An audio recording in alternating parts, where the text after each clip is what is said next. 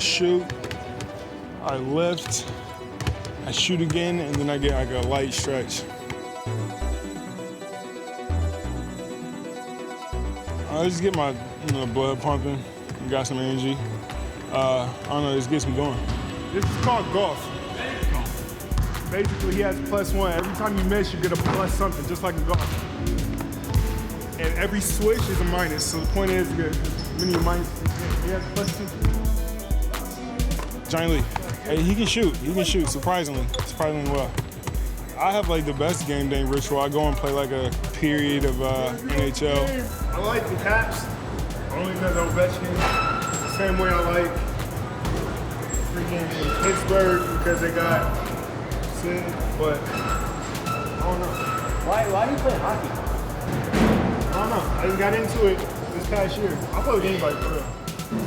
A Thursday evening from Toronto, the second and final meeting between the Jazz and the Toronto Raptors. The Raptors with an overall record of 23-11. The Utah Jazz 22-14.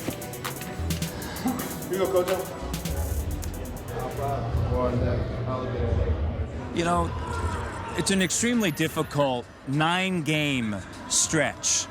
6 out west, then you come home for 1, you go to Chicago, and then you come home to take on Houston. And Houston, by the way, doesn't play on Saturday night, the night before, while the Raptors are playing and traveling. It's a brutal stretch. Good teams bounce back, man. That's what we got to do. 48 minutes. Have fun. 1 on 3. 1, 2, 3. Wait!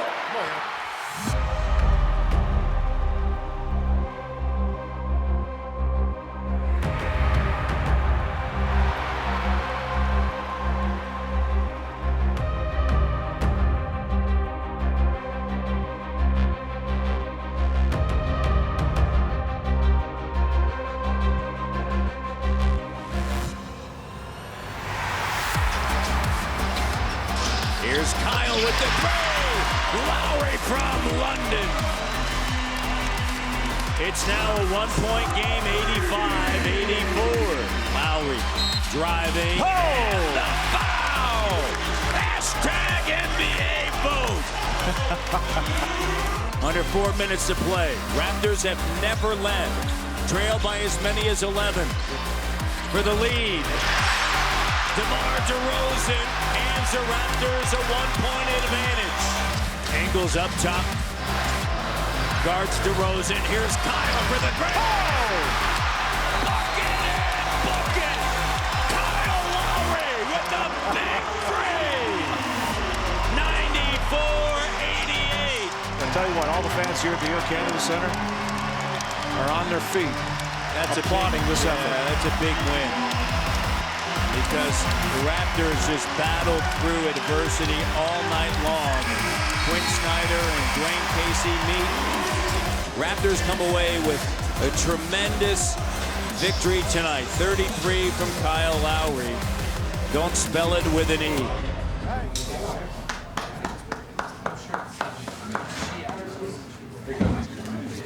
Good. Now we want a couple more names. We're good. Hey, you got that, man. Yeah. Guys, great job. Way to find the way. Terrence Ross, 2 great river challenges. Great job, all right? All boy and that girls came into play.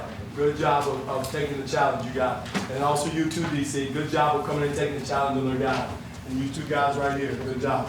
All right, now, we got to, again, man, we're still in that little malaise a little bit. But again, let's keep our focus, get your rest tonight, and let's go to Chicago and kick their ass on Friday night. Here we go. And Saturday. Good job, man. Here we go.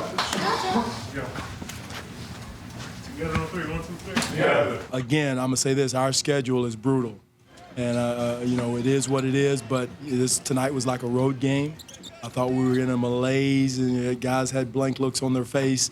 And no disrespect to Utah, but we had blank looks. And whatever we have to do to get out of this, to get to the next step, to get our juices back, we got to do it.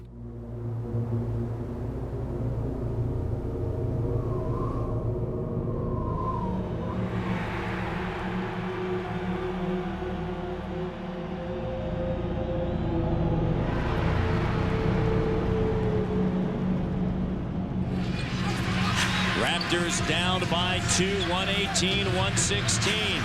Butler up top. Lowry guarding him. Butler. Step back. Good. 17.3 left, and Jimmy Butler has been massive in the second half. He's got 42 tonight, and that's going to do it. And Kyle Lowry, the frustration. Yeah, tough one for Dwayne Casey in this group here. You lose this one tonight in overtime to the Bulls. You've lost 10 in a row here overall.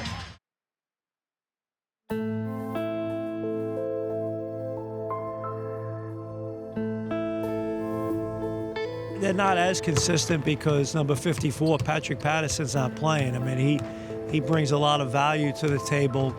A lot of times things that don't necessarily show up on the stat sheet. He's just such an intelligent player. He's such a sound defender.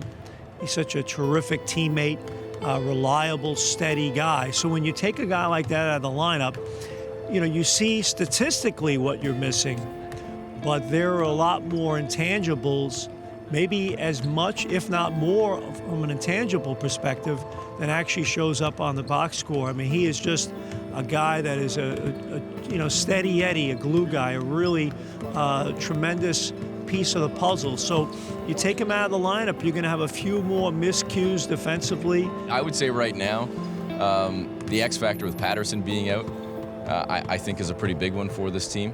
And I think it's also one of those things too where you're probably hitting a little bit of a lull in terms of the midway point of the season, the sort of January, February drulls of the season as well, let alone the fact that you come off a long road trip, you've barely been home. And I don't just mean home Air Canada Center, I mean home in your own bed. I think a lot of factors combining into that.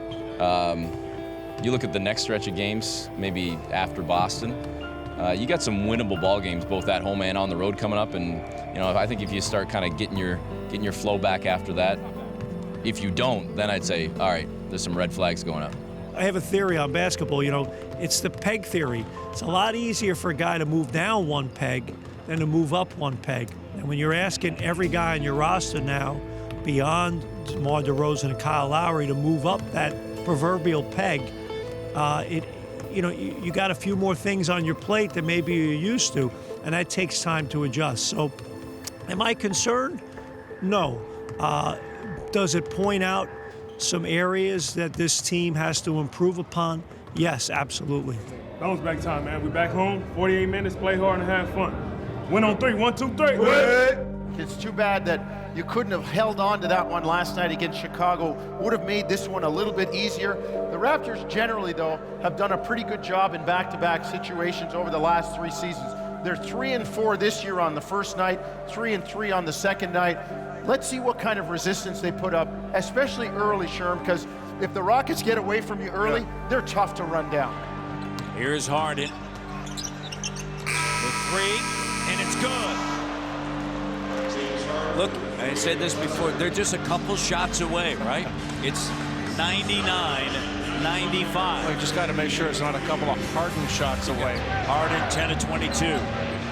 Carolina. Harden now drives right to the rim. Harden with a triple-double once again. The 10th time this season. Toronto battled big time tonight. But just too much here in the fourth from Harden.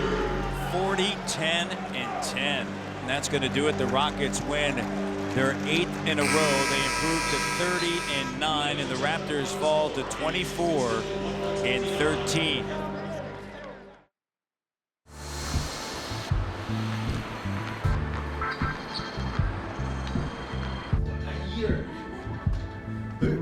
Yes, sir.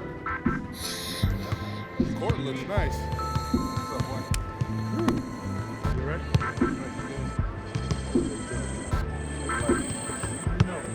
My man Sully doing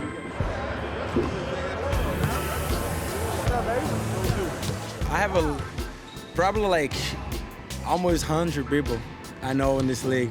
I'm close with a few guys like Terrence Jones, Quincy AC. We came in together, so Quincy's always been a guy I always talk to every now and then. Landry Fields, I talk to him every now and then. Friends that were friends with my brother, like Dwayne Wade, Russell. Me and Russell went to the same high school, so guys like that I think that I can be friends with after the NBA. I was talking to Kawhi last night. We still, talk, and just kick it, talk on the phone, whatever it may be, just to share that experience. We came in, just for example, we came in together and, just to share the experiences and see how he's doing and stuff. And throughout the whole career, it's good. Of course, my teammates that I, play college ball with, the Kentucky Nation, Big Blue Nation, from John Wall to Marcus, Eric, AD, Terrence Jones, all those guys that, wore blue. Bob Millsap is a real close friend of mine. I got a bunch of Shelvin Mack is a good friend of mine. Corey is a good friend of mine. Mike Scott, I try to keep in contact with certain guys. And, I grew a great relationship with those guys when I was in Atlanta. Luckily, I had great mentors like Chuck and Shane Battier, who taught me the value of relationships and friendships in the league. And just stress those to my young guys now. I have a lot of connection with the Brazilians and the international players because I play many years in Spain. So Al Horford is one, I think he was the player no, I treat him like a human, not as a player. Someone that's human that most helped me in my career, and I'm never gonna forget what he did to me. As a rookie in your first 2 years in the league, you tend to just stick with those guys that you are drafted with, and you stay in your comfort zone. But as you progressively move forward, you go outside your comfort zone, you go outside your box, and then you start meeting people. You get, more comfortable with conversation and talking to people and meeting people. I know for a lot of guys, they either grow up together, they went to the same college, or they play AAU ball together, or they play McDonald's All-American. They just have like that history before they got to the league, and I think that's what you see a lot of. Like a lot of guys from the same area all kind of hang together, and I think that's usually what it is. It's rare because, everybody has their own thing, everybody has their own money, and, you got to learn to trust a guy that you might only be on the team for a year or 2 years. So it's kind of rare, it's kind of hard, but at the same time, you got to, it's got to be a genuine relationship, and I feel like that's what I got with my friends. This is only a temporary job, so you have to find what am I going to do afterwards. So just meeting, bonding, vibing with people, building relationships that can help you in the long run, on and off the court, and also just having great friendships. A lot of guys that you meet in the NBA tend to be your closest friends throughout the rest of your life. Off the court, I feel like a lot of people in the NBA get along. It's like a brotherhood here, you know what I mean? So I don't think it's that hard to find a tight bond and a bond that's gonna carry on, beyond basketball and stuff like that.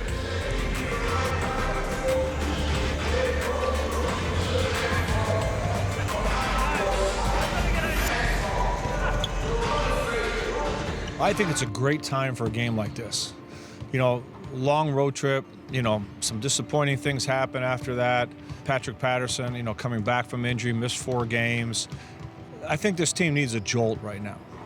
The last time these two teams played, Isaiah Thomas wasn't in the lineup. I would say that with the way the Raptors are playing, they need a good, stiff team to play against, and a team that's going to really create some issues. One of the characteristics of this team that I've really appreciated over the last few years is when they get kicked or they get punched, they usually come back with a little attitude. They come back hard.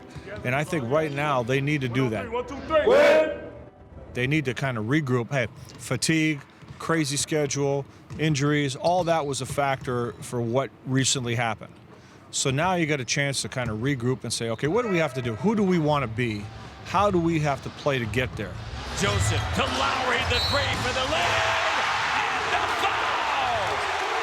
Kyle Lowry, the 3-pointer. DeRozan over Thomas. Oh, DeMar DeRozan, Kent Compton with 39. Thomas cut off, denied by JV. The big fella moving his feet. His defense has been stepped it up. I told you at the beginning of this game, both him and DeMar DeRozan had that look. They understood what this game meant, and for all the people saying what's wrong with the Toronto Raptors, there's nothing wrong. Teams go through lulls, and the Raptors have shown when they step up, they can play. Toronto Raptors come away with a victory, and they hold off the Boston Celtics, the hard-charging Celtics.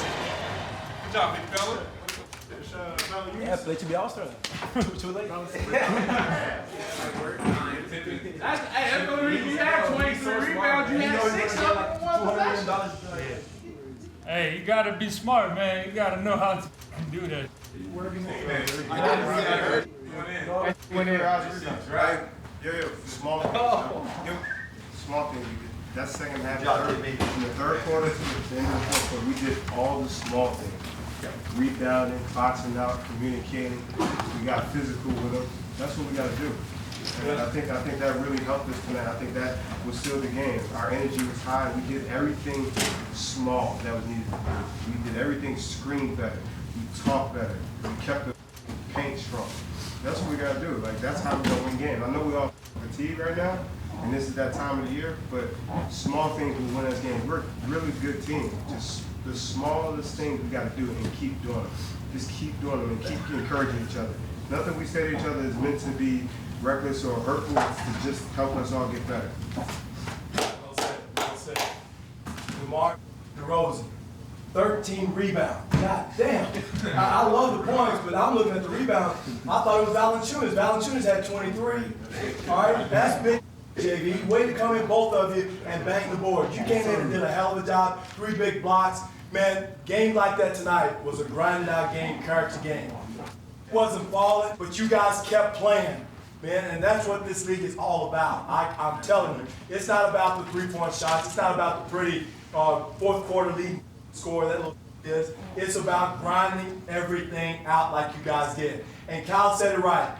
When we do the little things, screening the fist down stuff, all right, doing all the little things, screening, spacing, understanding, giving the ball room, all right, diving on the floor at DC for loose balls. All that stuff, man, wins the game, especially like Kyle said, this time of year. This is crunch time. This is grinded out time. This is dog days, all right? Because after the All-Star break, it goes so fast, you won't even know it. But right now, if we grind it out these next 2 weeks, all right, and stay together, get your rest, get your treatment, whatever you need, all right, we're going to be okay. We have off tomorrow, get your rest. I don't want to see you out running around town and shopping and all that bull, hanging out at the bar. Get your rest, all right? Get your rest, JV. Go, daddy. All right? I gotta make those figurines, man. Okay, all right. Good job. Make some money, man. All right. Here we go. Good job. Hey, enjoy till midnight. Enjoy till midnight, that's right. Together on 3, 1, 2, 3. Together.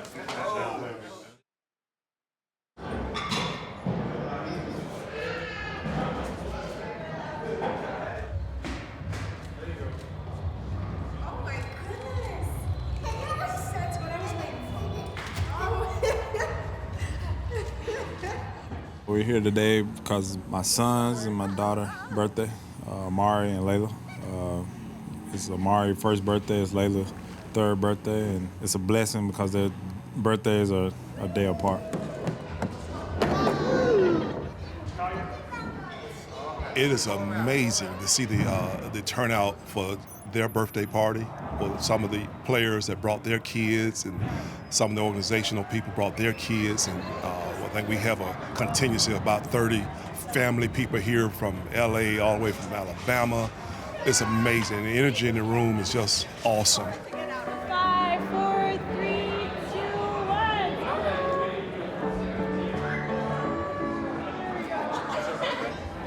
1. Bunny face! And it's great to have, guys to even come support. I feel like our team is kind of like a college team. Everybody support each other. Everybody, kids know each other. So, and they all about the same age. So it's very rare you get on a team and that happens. So this has been a blessing and been a great experience for not only me, but for my wife and my family. And I'm just happy that all my teammates came out and supported. That is awesome, because what it does is it takes guys who came into the league, as young men, and really turn them into, full-fledged men, family men. And when they see each other going through and growing through their kids and you know, their significant others, their spouses. It's amazing because they can lean on each other. You know, when they said, hey man, I was up all night last night, then another guy on the team can identify with that.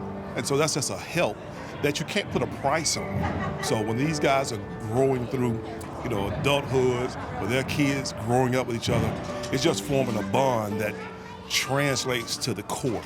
And when it translates to the court, you know, it translates to great wins and a great organization and a great season.